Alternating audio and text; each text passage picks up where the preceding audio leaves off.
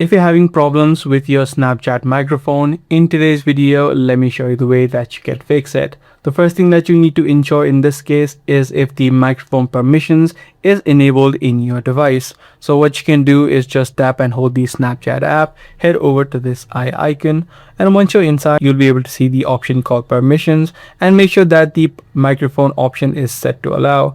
If it is not set to allow, this is the exact issue that you're facing, and once you complete this step, you should be able to fix this issue. But however, if this is not the case with you, the other thing that you can try out is try to update the app of Snapchat. So head over to the Play Store, search for Snapchat. If you do see new updates available, make sure you update this application. Also, what you can try out is try to restart your phone to also ensure that any sort of phone glitches that you might be having will also be now fixed.